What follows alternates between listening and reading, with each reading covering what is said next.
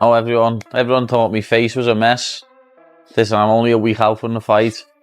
My face is sound. I've got a little bit of bruising. The only thing what's wrong with me is my eyeballs. Off fingernails, scratching my eyeballs, but you know, we get on with it. I did say before the fight, I want to make his face look different. For a couple of days, he made my face look different.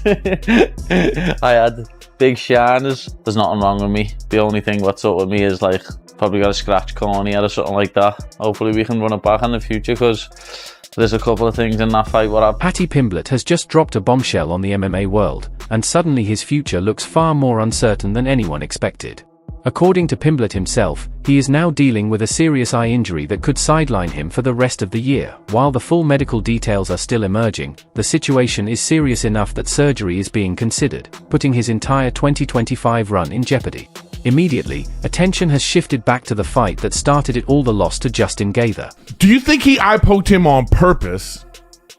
No. Okay. Oof. You know, not that. No. That's not even the one. I'm talking about the one on the left. It is an issue. Because your question with did the eye poke is the reason why Justin Gaethje won. No. I'm not saying that. I'm saying he won that round because of that. And I think that gotcha. I think he was so down on the scorecard at that point and so beat up from what happened after that eye poke. I don't think he was going to be able to recover from that. No, I want you to answer, but let me just throw something in so you can answer this at the same time. Fucking guy just keeps talking. I want him to answer these questions. Let him answer the fucking. All right. This is on top of that. Then I'm gonna let him go. But I knew you was gonna do this. The fight itself, I mean, you don't want to get in a Justin Gaethje fight, I imagine, right? Or do you? Like, is part of you like, yeah, let's go out there and let's have a Justin Gaethje fight? I'd love to have a scrap with him. In all my years of fighting, including my amateur fights, 35 fights, I've never really had a war. So it'd be nice to finally get one with the king of them. Did you envision a scenario where he goes toe-to-toe and has a Justin Gaethje fight with Justin Gaethje? Yeah, I did. I mean, that was his only choice. And I knew he wasn't going to quit. He's not a quitter. I've never seen him quit, never seen him give up. And luckily, I found some success early. You know, like I said, I was going to have to steal some momentum, and he was very confident, and I had to take that early. And, you know, the moment I stepped in there, he didn't take his eyes off me. That was me not too long ago. And I guess that was Eddie Alvarez here to teach him a lesson. I remember when Paddy first arrived in the UFC, you were saying stuff like, well, his entrance is good and it's all well and good to get the fans, but he needs to be able to fight. Obviously, we've seen him have great wins before, but to show you the durability he had in that fight tonight, do you feel like even though he lost, he considered one of the best in that division moving forward? No doubt about it. I mean, he was the favorite tonight. I think that's what every other one, he's the underdog and everybody thinks he's going to lose. Tonight he's the favorite. I don't think that his game plan was the greatest. Obviously, tonight he showed he is tough, he is durable, and almost I mean, especially against Gaethje. And you eat those punches from him. You know, it's one thing to say, listen, I'm going to come out. I believe in my durability. I believe in my chin, and I'm going to go toe-to-toe with this guy. But when it starts to not work, at some point you got to say, you know what? It's the third round. I got 2 rounds left. I might want to try to take him down and submit him here. You see rumors of Justin Gaethje having staph on his neck? Yeah, I've seen it. It's one of them. What are we meant to do? You know what I mean? If he's got staph, lad, he's got staph. Well, doesn't matter if he's got staph or not, I'm still going to smash his head in. But there's lads in our gym who fought with staph, lad, and knock people out in the first round. So it doesn't affect you that bad. But that'll be another excuse for everyone when I win. That'll be like, oh, Justin Gaethje had staph as well. You know what I mean? So it's one of them. I get on with it. I'm going to be turning up in the cage, and all that matters is if I turn up, nobody beats me. During that fight, fans noticed Paddy repeatedly reacting to damage around his eye, struggling to see clearly, and never quite looking comfortable as the rounds went on. At the time, it was brushed off as just part of a brutal fight. Now, with Paddy admitting that his eye has worsened significantly since then, the conversation has completely shifted. This isn't just about losing a fight anymore, it's about what happened in that bout and whether the damage he sustained changed everything. Paddy has strongly hinted that accidental eye contact played a role in the injury. While nothing has been ruled illegal, the frustration is boiling over. Fans are now questioning whether repeated eye contact went unchecked, if it altered Paddy's performance, and whether the fight was effectively compromised before it ever reached the judges' scorecards. Justin Gaethje still gets the win. Officially, nothing changes. Oh! Pimblett standing up like a fucking Christmas tree. Shoot, you fucking oh, good lord. There we go! Justin can fight this all day. He can do this all day long. He'll do the jab, he'll come behind it, get close, and then he's gonna get you close to the octagon. He's gonna start fighting you with his hands. He's gonna hit you with the right hand. That's what he does. And he's pulling away. For somebody with good grappling, it's like, go underneath, shoot a takedown. He's trying to fight a bull that you don't have the power to beat the bull. And Paddy, all Paddy has to do is go to his back and he's good. Go around him, Justin. Just go around him. Justin Gaethje won that. I think Paddy Pimblett did not follow the corner's game. I mean, this fight was unreal between Gaethje and Pimblett, man. As we await the decision, it's worth it to go over the numbers in this one. Total strikes 219 to 177 for Justin. And then we'll talk about round by round. 178 to 169 in significant strikes for Justin. So, I mean, you're talking about 9 significant strike difference in a high-paced fight. But the head strikes, that's the key. 148 to 97 for Justin. So even though the significant strikes were close, Justin was landing, 148 head strikes, and Paddy kept standing and going back, coming back. It's crazy. Justin, 3 takedowns, 555 of control. On paper, Justin won this fight.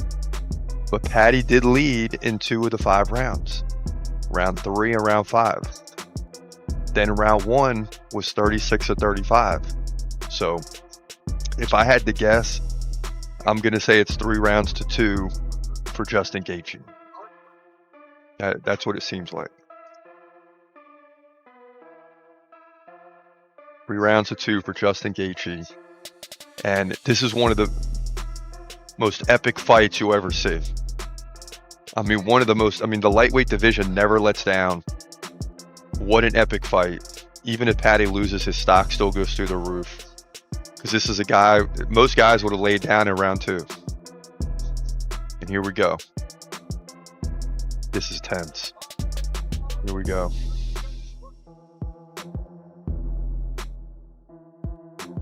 (48-47), 49-46, 49-46. It's going to be Justin. Paddy knows he didn't win 4 rounds.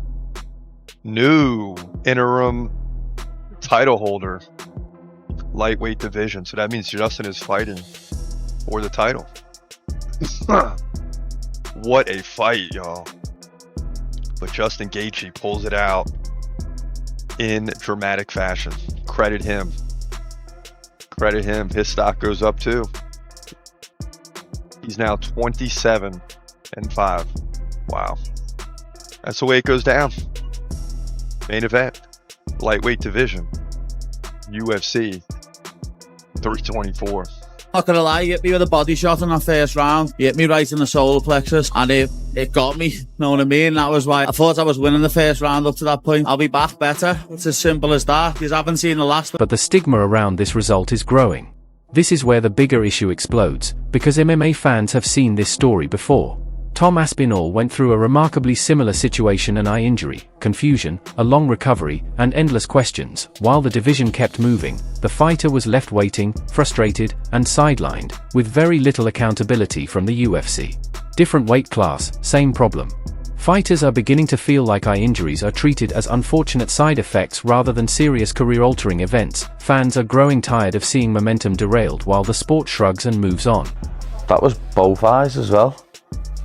That wasn't just his finger in one eye. His fingers went in both eyes. It's not even like he just poked them in one, lad. He just pushed both his fingers into his eyes. I can't see, as he just said. Lad, if this does end like this will be one of the worst pay-per-views in UFC's history. One of the biggest disappointments ever when it comes to a card. Yeah, lad, that's nasty the way both them fingers go in there. Like, lad, this fight can't end like this, lad. He hasn't fought in 15 months, lad, and then, lad, the way Tom's reacting here, it seems like he can't see, lad, so they're going to pull the fight. It's done.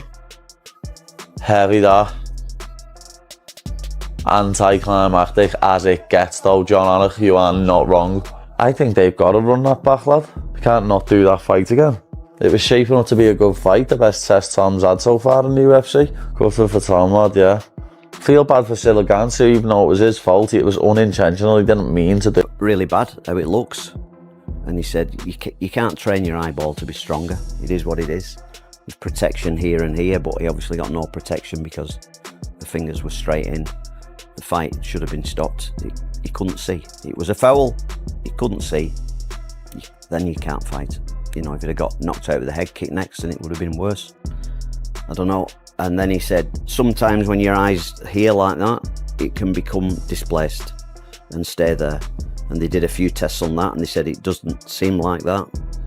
And his vision on the eye that's the best eye, his eye wasn't following properly, so the muscles weren't working strong enough to go this way. This one just wasn't working that good at all. So we've got to have additional tests further this week, and Moyes is sorting the tests out for us. And he's got to have a CT scan. Your heavyweight champion. That is one of the best and most popular fighters in the world. And the reaction is, jeez, don't let me say anything about him. Last I heard, he had a couple surgeries. Well, injections. Like the whole thing felt dismissive. The whole thing felt like he doesn't really believe it. If I'm being 100%, if I am to read his body language, and he will 1,000% say, that felt very dismissive. That felt like someone who didn't believe that his heavyweight champion was actually going through something. Anyone feel otherwise? No, it was exactly that. And by surgeries, I mean injections. That's like a direct shot at him. Yes. Oh, God forbid I say something. Yeah, no, that's like flip it. It was just, if I'm Tom Aspinall sitting there, I'm like, man, what did I do to this guy? All I've done is stepped up to the plate, and I got poked in the freaking eye. And you think I want to get injections for fun? Do you think Tom Aspinall is injections or not, surgery or not? Do you think he's doing this for fun? And the world has no idea how much his life has changed as a result of all of this. Do you think he is doing this for fun? Do you think he's doing this to prove a point to all of you who thought he was faking? It's absurd to me. He could have easily answered that question like, to be honest, he's just working through things. Hopeful he'll be back. Wishing him the best. We'll be here when he's ready to come back. Like what? Why did it have to be that? And is his friend, Elijah, and he would vacate the title if Elijah got to a point where he was going to fight for the title. I hate that, Tom saying I'd vacate if he fought. It's even silly to talk about that when a guy's ranked at number 2. Yeah, but I think because remember he said something before. Remember after, and it was fucked up. Dana after the fight. Remember he was like putting it down like he didn't want to fight or something like that. He didn't want to fight. Like they said he quit. And then Tom's like, what the fuck, dude? So then now, and Dana got a bunch of backlash from that. So Dana's like, dude, I don't know. I'm not saying shit because I get so much shit last time. It was weird. He's like, I guess he had surgery. By surgery, I mean injections. Yeah, that's kind of the fuck. I'm with Tom. Like, what the fuck? Yeah. Hold on. Hey, Dana, anybody, do you think Tom doesn't actually have a fucking eye injury? Let me get this straight. You think Tom Aspinall is babying this or making this? You know how stupid that sounds? You think Tom's just wearing glasses and going through all this trouble for the fuck of it? Literally the best heavyweight on the roster. Yeah. You think Tom doesn't want to get back in there and fight? Make money, get an actual title, not this interim bullshit. You think Tom Aspinall's scared of Cyril Gane? Do you know what the fuck Tom's gonna do once his eyes get right? You know what the fuck that guy's gonna do to Cyril Gane? Anybody want to bet on it? You know the amount of pain that dude's gonna put on Cyril Gane? No, but Cyril Gane was doing good in that 4 minutes that we saw him. Are you out your fucking mind? Paddy Pimblett.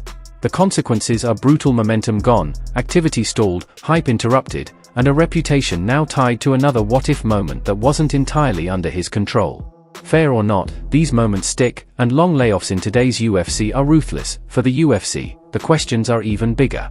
Why is poke enforcement still so inconsistent? Why do fighters keep suffering long-term damage with no rule evolution? And how many careers need to stall before something actually changes? Justin Gaethje won the fight. That part is not in dispute. But when a fighter walks away facing possible surgery and a year on the sidelines, fans are left wondering whether the price paid was far higher than the result suggests. Paddy Pimblett may now be forced to sit out most, if not all, of the year. While his future will depend on recovery, surgery, and timing, one thing is already clear: this situation has reignited a growing frustration across the MMA community.